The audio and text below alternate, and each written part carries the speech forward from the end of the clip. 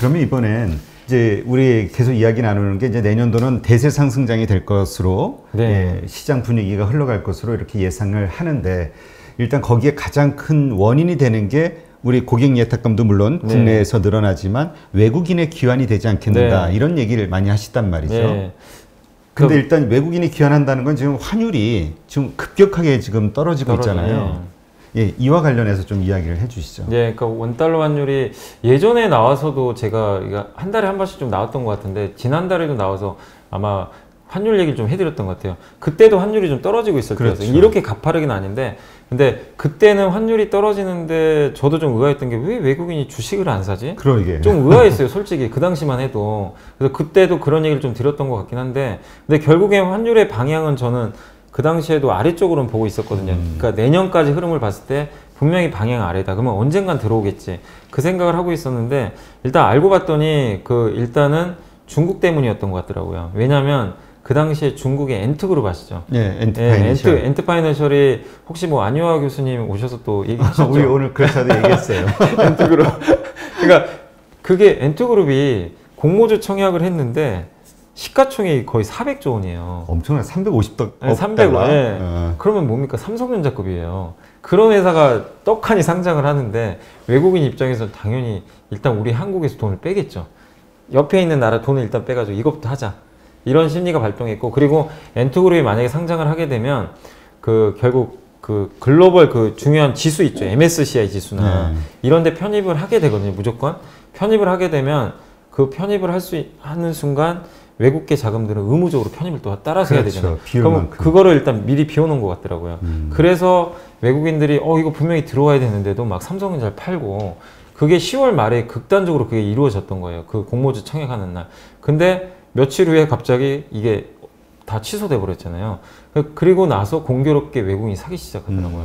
그러니까 이게 되게 좀 타이밍이 절묘했던 게 저도 이게 무조건 맞는다가 아니라 그거랑 거의 비슷하게 지금 흘러가 버렸어요. 외국인 수급이 그때 바뀌어 버렸어요. 그리고 원달러 환율은 그 후로도 이제 바이든 된다 뭐 이러면서 더 떨어지고 그 다음에 외국인들은 이제 정말 공격적으로 하루에 뭐 1조씩 산 날이 있을 정도로 굉장히 공격적으로 들어왔는데 결국에 내년도 그림을 봤을 때 민주당도 당연히 재정을 늘리는 쪽이고 그 다음에 전 세계가 백신이 나온다고 해서 저는 긴축 안 한다고 생각하거든요. 오히려 그 상황이 지금 많이 안 좋잖아요. 네. 작은 기업들이나 뭐 중소상공인들. 그래서 연준이 한 번 더 양적 완화를 하지 않겠는가 뭐 생각하시는 분들도 많더라고요. 그런 얘기도 있습니다. 그러니까 지금 왜냐하면 지금 미국의 확진자 수가 거의 어떨 때는 18만 명 하루에 나올 정도로 어마어마한 수치죠. 근데 그거 백신이 지금 당장 나오지 않는다면 지금 미국 국민들은 너무나 힘들어질 수밖에 없는 상황이거든요. 경제적으로. 근데 그러면 결국 연준 입장에서도 백신은 나중 문제라고 치더라도 지금 당장에 뭔가를 해야 되는데 그게 사실 이제 재정 정책이잖아요. 근데 그게 아직 통과는 안 됐지만 결국에 1월에 통과되겠죠. 그렇죠. 결국엔 이거 안 될 수는 없는 거고 그러면은 그 통과가 되고 재정을 풀면 그 재정이라는 게 당장 뭐 풀었다고 하루에 끝나는 게 아니라 몇 달을 가잖아요. 효과가. 그렇죠. 그러면 구조적으로 내년도에 당연히 원달러 환율은 더 내려갈 가능성이 분명히 있다. 그리고 아까 잠깐 말씀드린 대로 두 번째는 펀더멘탈이에요. 미국이 사실은 지난 10년 동안 정말 좋았거든요. 그랬죠. 미국 경제가 나홀로 고공행진 할 때 신흥국 엄청난 고통을 받았고 유럽은 정말 참 유럽이라는 나라가 좀 답답할 수밖에 없는 게 미국처럼 단일 국가가 아니다 보니까 저도 이거 예전에는 몰랐는데 책을 보다 보니까 그런 얘기가 나왔더라고. 유럽이 왜 이렇게 성장을 못했냐면 유럽은 이렇게 여러 나라들이 있고 독일이 어떻게 보면 수장이잖아요. 그렇죠. 독일이 돈이 가장 많은 부자 국가니까. 독일은 아시겠지만 그때 1차인가 2차 세계대전 때 그거 하고 나서 하이퍼 인플레이션이라고 하시죠. 빵 하나 가격이 뭐 몇백만 원인가요? 뭐 몇억 했다고 제가 대기억에 그 트라우마가 있대요. 있으니까 공격적으로 돈을 못 푸는. 그게 거기에 문화라고 하더라고요. 겁이 나는 거죠. 이것도 미국처럼 양적 완화 했다가 물가 튀어버리면 하이퍼 인플레 오면 어떡하나. 근데 독일이 지분이 제일 많으니까 독일 말을 안 들을 수가 없는 거예요. 그렇죠. 그래가지고 유럽이 지난 10년 동안 미국처럼만 했으면 이 모양이 안 됐을 거예요. 저는 솔직히. 근데 미국처럼 못하고 자꾸만 조금 경기 좋아지면 긴축을 해버리더라고요. 돈 푼 거 다 없애버리고 금리 올려버리고 그래서 이렇게 됐는데 이제는 메르켈 총리가 이제 더 이상 안 한다고 하더라고요. 5년째 연임했는데 메르켈 총리가 메르켈 총리가 조금 모든 일의 장본인. 네, 너무 좀 보수적이셨던 거예요. 통화 정책 관련해가지고. 근데 그분이 이제 내년에 그만두시거든요. 그럼 이제 새로운 총리가 누가 올지 모르겠지만 메르켈 총리보다는 좀 더 완화적인 정책을 펼치지 않을까. 저는 그렇게 기대를 하고 있고, 유럽도 이번에 또 코로나로 많이 다쳤잖아요. 예. 여유가 없어요. 일단 풀어야 됩니다. 그렇죠. 이거 일단 유럽은 지금 유럽이 제일 심각한 나라들이에요. 이 미국보다 더 심각하잖아요. 지금 상태가 좀 너무 안 좋기 때문에. 그럼 유럽은 이제 과거에 그런 거에서 벗어나서 공격적으로 좀 양쪽은 할 것 같고, 얼마 전에 그 ECB 총재 라가르드 총재도 그 얘기 했더라고. 코로나랑 상관없다. 원래 약하잖아요. 예. 유럽이 경제가. 그러니까 그 백신하고 상관없다. 그 얘기 했대요. 백신 나와도 상관없다. 그 얘기 한 거 제가 인터뷰 기사를 봤거든요. 백신 나와도 우리는 돈 풀어야 된다. 그렇지. 그 얘기 하셨던 것 같아요. 그러면 방향은 명백해요. 무조건 그냥 경기 살리는데 올인하겠다는 거거든요. 그러면 유로화가 미국의 달러보다는 월등히, 그러니까 물론 돈은 풀겠지만 유럽 경기가 앞으로 굉장히 좋아질 가능성이 있어요. 그럼 유로화는 강세로 갈 가능성이 높고, 그 다음에 우리 한국, 대만, 중국 이 나라들은 코로나에서 제일 먼저 탈출한 나라들입니다. 그렇죠. 굉장히 건전해요. 재정도 지금 단단하고, 이 나라들은 특히 중국 보시면 아시잖아요. 근데 이 나라들 통화가 거의 비슷하게 가요. 이 3국이. 근데 중국이 먼저 이끄니까, 그러면 펀더멘탈성으로 보면 내년도에 제일 좋아질 나라 무조건 하나 꼽으라면 중국이거든요. 그렇죠. 중국이 앞장서서 좋아지면 위안화 강세. 위안화 강세는 당연히 달러 약세를 더 촉발시키고, 그러면 우리 한국은 위안화에 묻어가는 나라잖아요, 또. 그러면 더더욱 달러는 약하고 원화는 강세. 그러니까 이런 구조를 보면 결국에 내년까지는 적어도 우리가 유로, 위안, 원화에 베팅을 해야 되는 거 아닌가. 저는 좀 일단 그렇게 보고 있어요. 그래서 외국인들은 당연히 더 살 수밖에 없다. 그렇죠. 그러다 환차익까지 얻을 수 네. 있으니까. 근데 이제 문제는 그럴 때 또 어두운 곳이 있잖아요. 이 수출 기업들의 이익이 확 줄어드는 네. 그런 현상이 벌어지니까, 그러면 이게 결국은 또 우리 자체 펀더멘탈이 약해지는 거 아니냐. 네. 특히 우리는 수출을 뭐 대부분 수출로 네. 먹고 사는 나라니까. 근데 이걸 두 가지를 보실 필요가 있어요. 과거에도요, 되게 재밌는 게요. 원화가 강할 때 있잖아요. 그러니까 이게 고정관념에서 벗어나야 되는 게 뭐냐면, 아까 2017년도에 삼성전자 하이닉스가 엄청나게 주가 올랐다 그랬잖아요. 네. 이익이 역대 최고치. 그때 원달러 환율이 1060원까지 급락했었어요. 그럼 우리가 상식적으로 얘네 다 수출하는 기업인데 환율이 급락을 했는데 역대 최대 이익을 찍었단 말이에요. 무슨 얘기냐면, 환율은 사실은 부차적인 문제예요.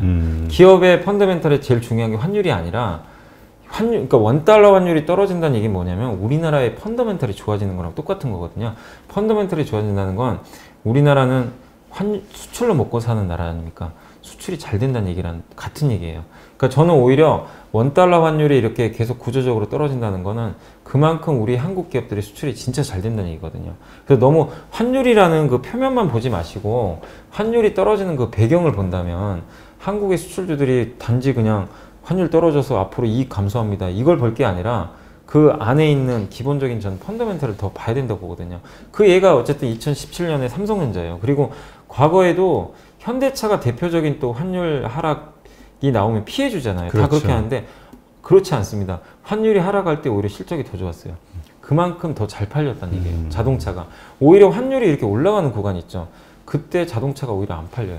경쟁률이 떨어지고 오히려 이익도 감소하고. 그래서 너무 거기에 저는 매몰되지 않으셨으면 하는 좀 바람이 또 하나 있고. 그리고 이제 환율 면에서 또 보실 게 이게, 그러니까 아까 말씀드린 대로 우리가 원달러 환율이 하락하면 너무 오해들 하시는 게 이제 기업들의, 수출 기업들의 경쟁력이 훼손되는 거 아니냐. 네. 그거는 이제 숫자 노름일 뿐이고 실제로는 펀더멘털은 오히려 좋아지는 것들이 과거에 데이터로 나왔고, 그 다음에 이제 두 번째가 뭐냐면 원달러 환율이 오히려 떨어지면 그 기업들의 어쨌든 비용이 감소할 수밖에 없어요. 왜냐면 이제 해외에서 원자재를 수입을 하다가 뭐 물건들을 만들 텐데, 그런 관점에서 보면 뭐 특히 이제 철강 기업들만 우리가 대표적으로 봐도 포스코 같은 기업들이 뭐 브라질의 발레라는 이런 이 철광석 회사에서 철광석을 사오잖아요. 그럴 때 당연히 원달러 환율이 떨어지게 되면은 그 비용이 굉장히 절감이 될 수가 있습니다. 그러니까 그런 것들을 보면, 그리고 환율이 떨어진다는 얘기는 원달러 환율이 떨어지면 결국 그 중국의 위안화가 올라가는 거랑 비슷한데, 위안화가 올라간다는 건 중국이 그만큼 경기가 좋다는 얘기거든요. 그러면 철강회사 입장에서 제일 좋은 게 중국 경기에 또 연관이 많이 되잖아요. 그렇게 보면 그 만약에 환율이 떨어지게 됐을 때 결국에 비용도 줄지만 경기 회복에 대한 또 수혜까지 가미가 되면서 수출까지 늘어날 수가 있는 거죠. 그러니까 이런 효과들을 보면 우리가 원달러 환율에 대해서 그냥 빠지니까 우리나라 기업들 수출 비중 너무 높으니까 안 좋게 생각할 게 아니라 이건 주식시장에서 제가 봤을 때는 굉장히 저는 호재라고 보거든요. 사실상 경쟁력 면에서도 그렇고 비용 면에서도 좋을 수밖에 없고, 그리고 아까 뭐 외국인 말씀하신 수급 면에서도 좋을 수밖에 없기 때문에 환율 하락은 반드시 어쨌든 시장에는 도움이 되는 뉴스다. 그리고 예전에 그 코스피가 2600 찍었을 때 있잖아요. 그때 환율이 1060원이었어요. 제 기억하기로는 2018년도 초에. 지금이 1100원 좀 넘는 수준인데 아직도 그 여유 공간이 좀 남아 있잖아요. 그래서 뭐 그 일부 외국계 IB에선 1070원까지 간다는 얘기도 좀 있긴 한데, 거기까지 만약에 좀 간다라고 보면 충분히 지수는 더 한 단계 레벨업 될 수 있는 룸이 남아 있다고 보거든요. 그 환율만 좀 떨어진다고 봤을 때. 그래서 지금의 1100원 이상의 환율은 아직은 뭐 너무 걱정할 만한 그런 좀 단계는 아니다, 이렇게 말씀드리겠습니다. 일단 우리가 원화 강세 하면은 일단 기본적으로 좀 부정적인 뉴스로 봤는데 꼭 그렇지만은 않다, 이렇게 이해해도 되겠네요. 근데 또 나름대로 이게 갑자기 벌어지는 일만 아니라면 기업들 차원에서 이게 해지 수단이 다 있죠. 네, 있습니다. 다 해지를 해놔요. 특히 조선사들이 그런 것들을 많이 해놓고, 선박 수주 같은 것도 이렇게 해놓고, 왜냐면 이제 그 달러로 이제 수주를 해오니까 그런 면에서 이제 그 환해지 같은 것들을 많이 해놔요. 그래서 뭐 기업들은 이미, 왜냐면 옛날에 그거 기억하실 거예요. 그때 언제죠? 2010년도였나 그 전에 키코 아시죠? 키코라고. 키코. 그때 이제 중소기업들이 그래서 엄청 진짜 무너졌죠. 엄청나게 진짜 힘들어했잖아요. 그 이후로 이제 많은 사람들이 그 학습 효과가 생겨가지고 환해지라든가 이런 것들을 많이 해놓으니까 지금은 뭐 거기에 대해서는 너무 걱정 안 하셔도 될 것 같습니다. 네. 이번엔 그 반대로 우리 또 서학개미라고 표현하잖아요. 지금 왜냐면 이 달러의 이 하락 추세는 장기적이고 되게 그 폭이 클 거라고 보는 분들이 의외로 많이 있더라고요. 그러면 지금 사실 이 환차손에 대한 문제, 이것도 좀 있지 않을까 싶은데요. 그죠. 사실 그러니까 저도 요즘에 상담 많이 받아본 그 고객들 중에 일부 고객분들이 그 미국 주식을 요새 다 많이들 또 하시니까 고민을 많이 하시는 게, 아니 근데 주식 이익은 났는데 지금 환차손이 좀 크다, 한 10% 정도 나신 분들도 계시나 봐. 이제 최고 1200원대 들어갔으면. 그래서 이거를 여기서 미국 주식을 다 털어야 되나, 이렇게 좀 토로하신 분들이 되게 많긴 많으세요. 그러니까 다 고민되실 거예요. 근데 저는 좀 말씀드리고 싶은 게, 미국 기업들도 미국 기업 나름이라 보거든요. 그러니까 저는 개인적으로 내년도는 한국이 더 낫다고 봐요. 증시 면에서도. 이게 왜냐면 미국은 달러 자산이고 우리나라 원화 자산이니까 그것만 봐도 사실 우리나라 주식에 투자하는 게 더 유리하다고 보는데, 그렇다고 해서 미국이란 지위가 어디 가냐, 그건 아니라고 보거든요. 워낙 강대국이고 달러가 약세라고 해서 미국 증시가 폭락한다, 이건 아닙니다. 경쟁력 있는 기업들이 워낙 많은데, 그럼 이제 문제는 여러분들이 생각하실 때 될 게, 여기서 달러가 떨어지니까 내가 이제라도 그냥 다 접어야 되나, 이런 고민들이 드실 텐데, 기업만 저는 좋다면, 그러니까 기업이 성장하는 기업이라면 그냥 환차손은 저는 그냥 무시하는 게 더 맞다고 봐요. 왜냐하면 오늘 찍는 날 기준으로 해서 오늘 새벽에 미국에서 그 테슬라가 무려 10% 올랐고요. 그러게. 그게 S&P 500 들어간다는 뉴스 때문에. 그 전날 뉴스 나온 날 9% 올랐고요. 오늘 올라간 건 10% 올라갔는데, 이틀 연속으로 그렇게. 오늘은 아마 제 기억으로 JP 모건인가 모건 스탠리가요, 원래 이 테슬라에 대해서 되게 안 좋게 썼어요, 그동안. 근데 갑자기 목표 주가를 530달러까지 올려버린 거예요. 와. 그러니까 주가가 폭등을 했는데, 뭐냐면 환율과 상관없이 미국에서 잘 나가는 기업들은요, 언제든지 또 레벨업 할 수 있어요. 세계 기업이 되니까. 그래서 환율 하락을 많이 할 수 있을 정도로, 이게 여기서 이제 정리해드리고 싶은 게 뭐냐면, 그러니까 여러분이 선택은 하세요. 환차손 도저히 못 견디겠다, 내년에 저는 더 빠진다고 봅니다. 환율. 이게 겁이 나시면 당연히 일부는 주식을 줄여야 되겠죠, 미국 주식을. 근데 그게 아니라, 나는 미국 주식에 대한 환율이 아니라 기업을 보고 투자했다, 그런 분들이라면 환율은 너무 신경 쓰지 마시고 1070원이 가더라도 그냥 그거는 부차적인 문제예요. 뭐냐, 환율이 1070원까지 많이 떨어졌어요, 예를 들면. 그럼 미국 주식을 더 사는 것도 방법이라고 봐요. 그러니까 오히려 더 돈을 보내서. 왜냐하면 그러면 달러가 그만큼 싸진 거잖아요. 그럼 달러라는 게 영원히 거기 있겠어요?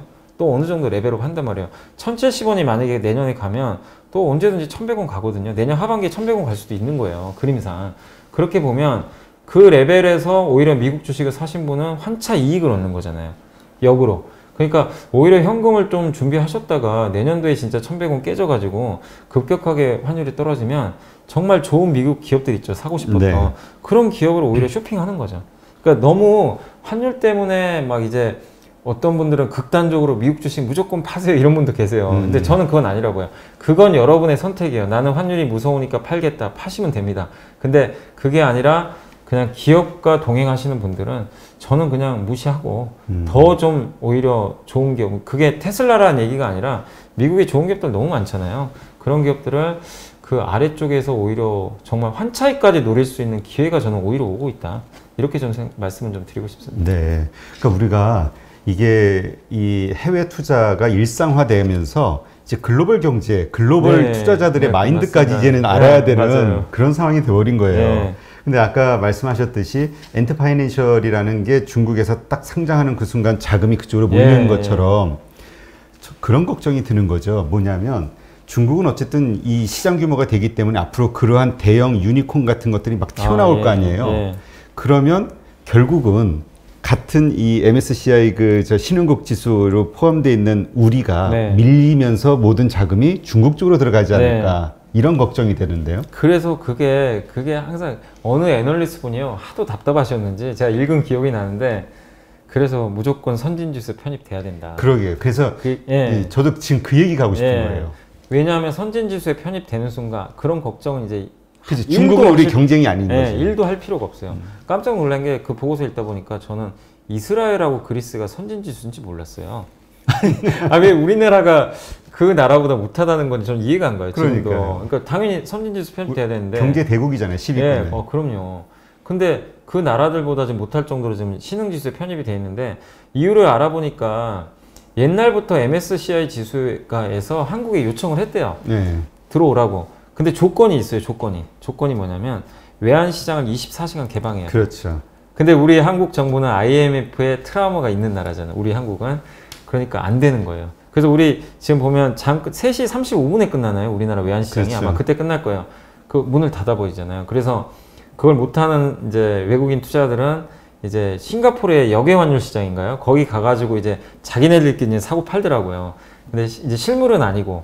근데 어쨌든 서울에서 거래를 하긴 해야 되는데 그걸 이제 못하게 막아버리니까 이제 MSCI에서는 야, 그것만 풀어줘. 그러면 이제 들어올 수 있다. 우리 한국 정부는 안 됩니다. 안 된다. 그것마저 뺏길 수는 없다. 그게 찬반이 참 담당자들이 금융계 인사들도 이렇게 좀 나뉘더라고요. 맞아요. 약간의 그런 제한은 둬야지 안전하다 이런 의견도 많고 일단 한국이 금융강국이 되려면 그거 풀어야 된다. 근데 저는 사실 저는 어차피 이제 주식시장에 근무하고 있으니까 저 개인적으로는 저는 개방하는 게 맞다고 보고요. 제 입장에서. 왜냐하면 그래야 이게 MSCI 지수가 되면 완전히 레벨업 됩니다. 그쵸. 이게 대우가 달라져요. 정말 맨날 그 중국 비교 대상이 중국하고 비교해야 되고 중국이 누가 상장하면 옆에서 맘 졸이고 있어야 되고 그러니까. 그리고 중국에 MSCI 지수 편입되고 중국이 또 재채기하면 또 거기 괜히 또 우리나라는 또 피해보고 이런 게 되게 많아요. 알게 모르게 불편한데 위안화 동조화도 좀 해소가 어느 정도 되지 않을까요? 될 수도 있죠. 그리고 선진주수에 편입이 되면 일단은 선진국을 추종하는 자금이 월등히 많습니다. 그러니까 세계 글로벌 펀드 자금이. 그래서 어느 분은 그걸 걱정하시더라고요. 이머징 마켓에 나가잖아요. 그러면 그 추정하는 자금 어떻게 할 거냐고. 그 순간 다 빠져나가면 엄청난 매도가 나올 텐데 근데 그거는 너무 그냥 근시안적인 거죠. 그 뒤에 따라올 그 선진지수의 어마어마한 편입 자금은 그건 비교가 안 되거든요. 훨씬 많아요. 그렇기 때문에 거기 편입이 되면 좋고 그 편입이 되는 순간 비중이 줄어드네 마네 이것 때문에 맨날 우리 그냥 이번 3월 달에는 MSCI 중국이 이만큼 편입한대요. 그래서 우리 외국인 나갈 것 같아요. 맨날 걱정하고 머리 싸매고 그래서 이거 주식도 팔아야 되겠네. 우리가 이 캠페인을 하십시다. 그 MSCI 선진국 지수에 편입을 하자. 저는 진짜 그렇게 했으면 좋겠어요. 아니 진짜로. 딱 대놓고 얘기해서 좀 단순하게 중국하고 한국 어디에 투자할래 하면 중국 투자하지. 그리스하고 한국하고 어디 투자할래? 한국 하지. 당연히 한국이죠. 이건 진짜 답이 나와 있잖아요. 그러니까 선진지수만 편입되면 모든 게 해결되고 당연히 지수도 레벨업 될 거예요. 그래서 그렇게 됐으면 좀 좋을 것 같고 그리고 만약에 어쨌든 근데 지금은 되는 건 아니니까. 그렇죠. 근데 MSCI 지수 그런 편입 이슈 때문에 아까 엔트그룹 중국이 계속 편입을 하잖아요. 그래서 이게 언제더라? 그 날짜가 있어요. 그 3월, 그 다음에 5월, 8월, 11월 1년에 4번 그 MSCI가 리뷰를 해요. 네. 그때 이제 리밸런싱이라고 포트 재편을 하는데 그때마다 항상 이제 그 외국인들이 좀 그 날짜에 맞춰서 한국 비중을 좀 줄여요. 그러면 중국을 사고 한국을 줄이니까 매도가 많이 나오더라고요. 그렇죠. MSCI 그 편입 그 비율도 중국계 자꾸 높아져가고 있어요. 높아져가니까 그거 아직 중국은 다 채우지도 않았어요. 워낙 큰 나라라서 그걸 단계적으로 채우더라고요. 근데 그거 일부 조금 채운다고 우리나라 빠지니까 외국인들이 뭐 몇천억씩 파는 거예요. 그렇죠. 금액이 작은 게 아니에요. 그래서 그치만 어쨌든 그거는 어쩔 수 없어요. 우리 한국 주식에 투자하는 이상 감내해야 되고 그게 근데 방향을 결정짓는 건 아니에요. 그냥 수급적인 이벤트니까 그게 불편한 하시더라도 그게 그런 물량이 나와서 증시가 빠진다. 그럼 오히려 사시면 좋을 것 같아요. 저는 오히려 그거는 어쨌든 증시의 방향을 결정짓는 요소까지는 아니다라고 말씀을 드리겠습니다. 네, 알겠습니다. 우리가 이게 갈수록 더 스마트해져야지만 되는 세계 정세를 살펴봐야 되니까 맞습니다. 이게 참 돈 벌기가 점점 어려워지는 것 같기도 하고 오히려 정보의 양으로 뭔가 우리가 더 고급스러운 투자를 할 수 있는 기회들이 열리는 것 같기도 하고 하여튼 어떻게 받아들이냐에 따라서 많이 달라지겠죠. 네.